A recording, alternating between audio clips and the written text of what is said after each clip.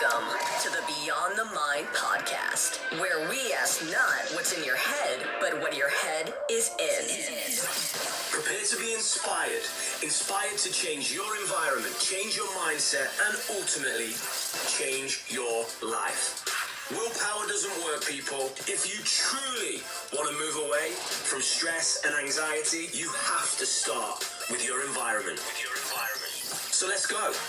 Let's apply some positive change into your world. Happiness is loading. Welcome to the Beyond the Mind podcast.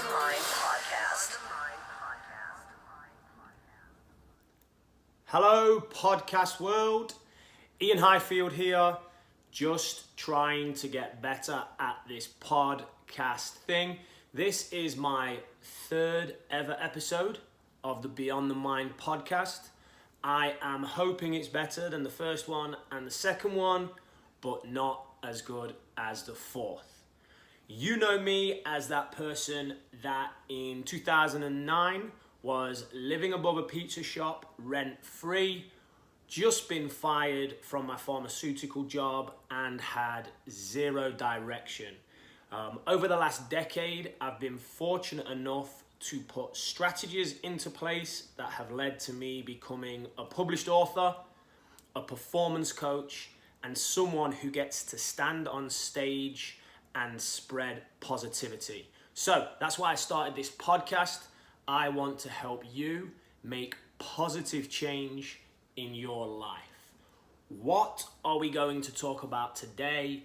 We are going to talk about the two mental skills. Yes, the two mental skills that absolutely all high performers have. But in true Beyond the Mind fashion, we're not just going to talk about them. We are also going to discuss how you can practically apply them into your daily habits, into your environment, to ultimately change your mindset. Remember, willpower does not work. If you truly want to make a change, you have to change your environment. So, let's go, let's chat. What are the main two mental skills that you must have if you want to be successful? This is a question I'm asked actually quite a lot because of my work with high-performing athletes. And undoubtedly, the number one skill that highlights itself again and again, and I can't stress this enough, is the ability to deal with adversity. I'm going to repeat that because it's so important. The ability to deal with adversity is the number one psychological skill in high performers. And that can be athletes, that can be CEOs of huge banks, that can be teachers that perform and get the most out of their classroom. That can be to be the best parent that you possibly can. The number one skill, mental skill that you need to be successful in all those arenas, or quite simply the arena that we call life, is the ability to deal with adversity. How do I know this? I know this from spending time with elite athletes. I know this from my journey, and I know this from reading lots of papers on the science of human learning and the science of human performance. So let's discuss that a little bit more. My journey. So as I've told you guys, I was pretty directionless around 2008, 2009. I graduated university, failed collegiate rugby player, really didn't make the grade, replaced playing rugby with partying with my friends. I'd do a little bit of study here and there, just enough to get by, but I really didn't know what I wanted to be. And I really didn't actually know how to progress successfully in life. I didn't know what mental excellence was. I didn't know how important your daily habits were. No one had taught me this. But I started to invest in myself. I took my last £2,000. that I had, did a motivational course, and that course changed my life. And I decided I am going to be a performance coach. That was it. I am going to be a performance coach. I did not know how I was going to do it, and I really didn't know why I wanted to do it at the time, but I decided I was going to be a performance coach. So what I started doing was I started coaching golfers at the local golf club. I was a pretty good golfer. I was playing off 3 handicap. I could shoot under par from time to time, and I found myself reading and understanding high performance habits. But as I looked around me, these junior golfers, they weren't necessarily being given what they needed to create these habits. So I thought, okay, I'm gonna start coaching junior golfers, hopefully one day, professional golfers. I'm actually as well gonna start helping people that are suffering from anxiety, depression. I'm gonna start to promote these high performance habits. So I started to do this. The first thing I was told was when I started to work with individuals, I'm not allowed to work with individuals because I'm not qualified, I'm not this, I'm not that. All I wanted to do was help. But did I listen, didn't I listen? I don't know, I was confused at the time. The golf philosophy that I was starting to create started to get some traction. But people told me, you've never played professional golf, you're not a PGA certified coach, you're not this, you're not that, you can't just come and do this. And I would kind of listen, and it changed the way I talked to myself a little bit. I got nervous, I started to create doubt. But I was strong enough to push through those minor things, all those things that we face in society. You know, people are negatively wired. We are designed to see things negatively. That's why when we come to cross the road, we stop and we look, because our brain has designed us to think that way. We don't want to get run over. If you're going to change a light bulb in your house, you'll probably get someone to hold the base of the ladder because you're fearful that the ladder's going to slide away. We are negatively wired. So people's negative wiring started to be put onto me about what I was trying to do. Did I listen? Didn't I listen? I didn't really know what to do at the time. I just kind of ticked on. And then I actually came back from a holiday in Las Vegas. And I turned up to the golf club that I was a paying member at. And all my ideas, everything that I had shared with the golf club, with the junior athletes, with some of their parents, was shut down, and they'd employed someone else to do the very thing that I was being criticized for doing. Now there's my first hit of adversity. So, what did I do? I could have quit, but I didn't. I actually used it as motivation, and I took my philosophy that was on sheets of scrap paper dotted around everywhere. I typed it up on a computer. I made it into a nice, informative booklet, and I went round many more golf courses, showed the professionals there, hey, this is what I'm trying to achieve. And unbelievably, the person that backed me, who I'll be eternally grateful to, and the person that gave me my first break was actually the person who coached elite professional players and was my ticket to coaching players of the highest level, some of the world's best athletes. So I'm eternally grateful for them, and I'm eternally grateful to the golf course that shut me down, because the adversity they threw my way, it presented an opportunity. Now, eventually I end up in the USA, and I'm coaching in the USA. I'm director of performance at this huge academy, huge financial backing, hundreds of students to work with, unbelievable opportunity. And guess what? More adversity. Some of the coaches there, whether they were threatened by me, whether they liked what I did, whether they didn't like what I did, they tried pretty hard to shut me down, just like I'd faced previously. At one point, certain coaches didn't allow me to coach students in their group, even though the parents were requesting it. Again, what could I do? I could have quit. I could have gone back home. I could have said, this isn't fair. But you know what I did? I invested that time and that energy into writing a book. So as I was being oppressed, yes, I was full of negative energy. I was almost full of despair. I didn't know what to do. But I took that negative energy and I took that time that was being freed up because I wasn't being allowed to chase my passion and chase my dream, and I put it into a book. And that was my first published book. Then I've had problems with investors. I've had investors in businesses tell me, hey, yeah, we'll give you this much money and we'll do this and we'll do this. And then when things are always going to be hard. When things got hard, they've turned the screw on me. They've turned the screw harder and harder. They've told me, hey, all the risk is with me. You have to do this. You have to do that. You have to do this. Don't do this. Do this. So much instruction, and I've lost sight of my passion. And then ultimately, when it came down to it and the investors have pulled out, 100% of the risk wasn't with them. They left me with debts to pay. They left me doing what's right by other people. And at this point, I'm now starting my own consultancy firm with debts, trying to pay debts to other people from broken promises from other businesses.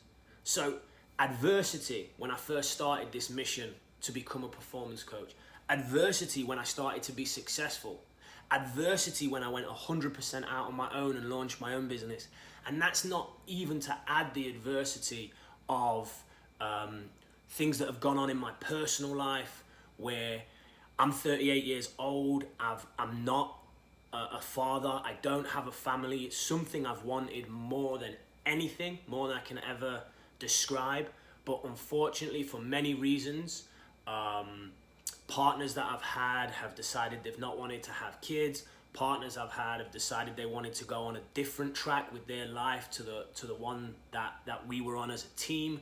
And I used to look in the mirror, and all I used to see was, man, 38 years old, failing business, and no family, no kids, no wife. But now I pushed on through that. The adversity actually helped me become resilient. The adversity I faced was a good thing. So linking this back, all that adversity, all that stress, that applies to me, my life. It's a brief insight, but I've managed to deal with it.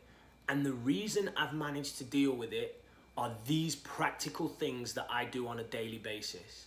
Number one, I'm extremely grateful, because I know that adversity is nothing. It's nothing compared to what some people go through in other countries.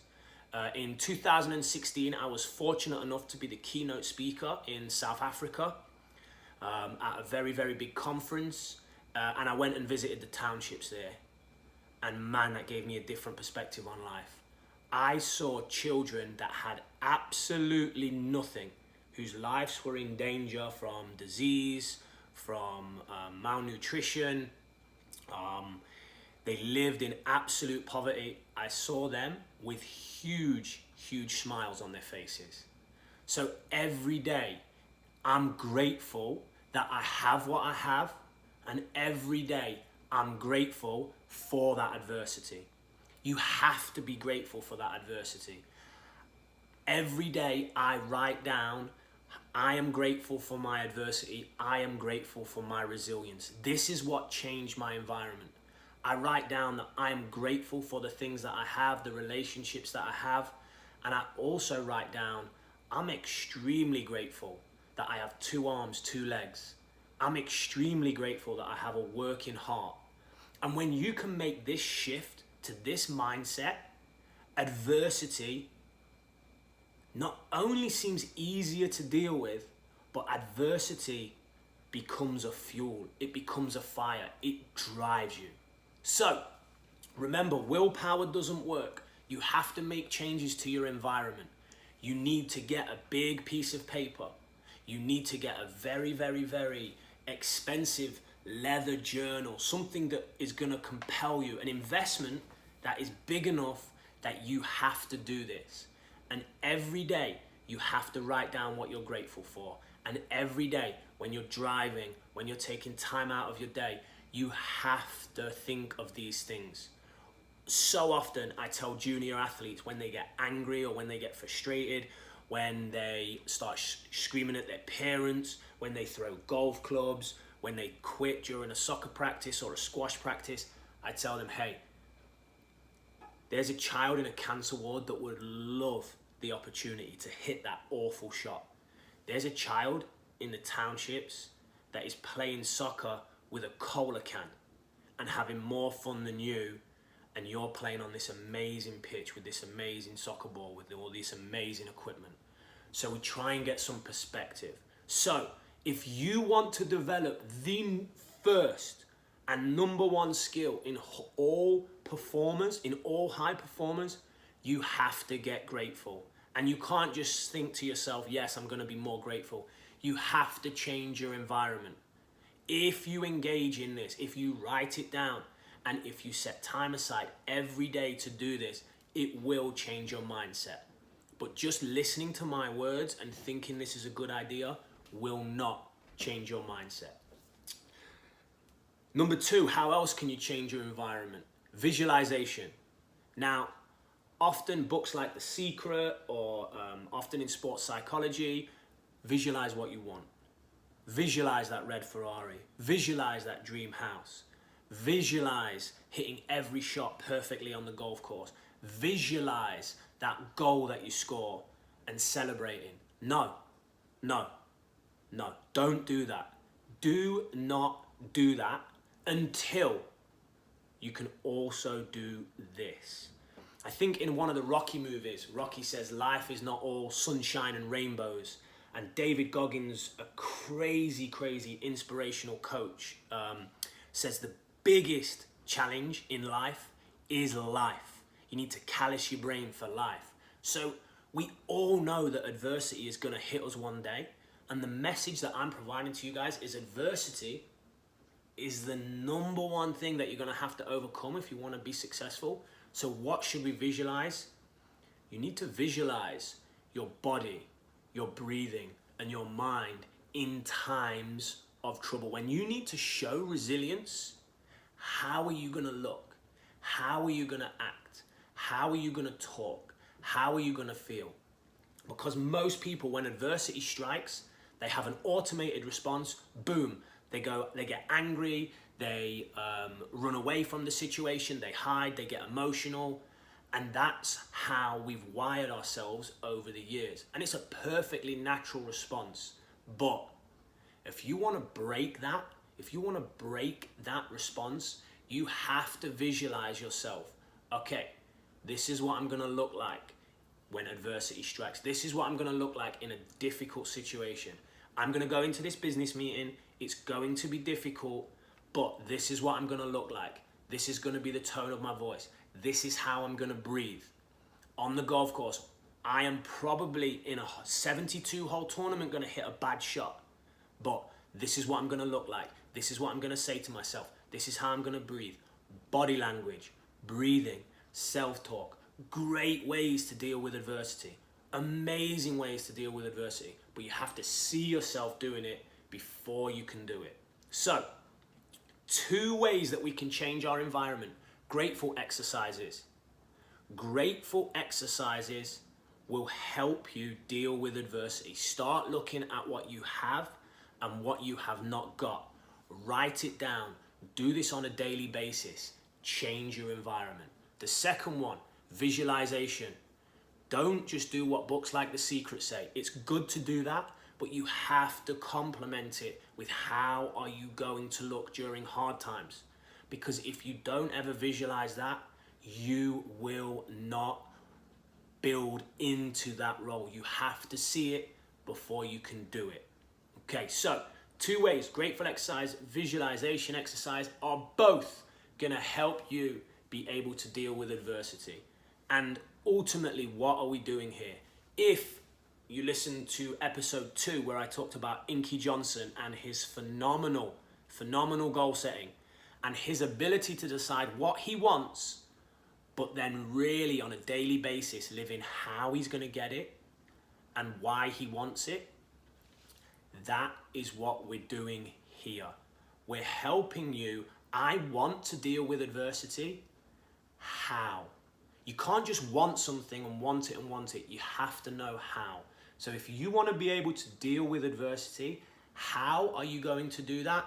You're going to do that with this grateful exercise, and you're going to do that with this visualization exercise. You're you're going to put it out there that you're doing it, and ultimately that's going to change your environment, that's going to change your mindset, and that's going to change your life. And I passionately believe over the last 10 years, I have become an extremely resilient individual. And that is because every day I'm focused not on what I'm going to achieve, but I'm focused on how I'm going to get it. And I've worked out and I've practically applied into my environment psychological strategies that will help me change my mindset. I am now on a daily basis grateful when I face adversity. I'm excited to take it on, and I enjoy the process of being resilient. I enjoy the challenge and I invite it. So I have found fulfillment not in what I want, not the new watch, not the new car, not the new house. You will never find fulfillment there. You will just want more and more and more and more. I have found absolute fulfillment in becoming a resilient individual.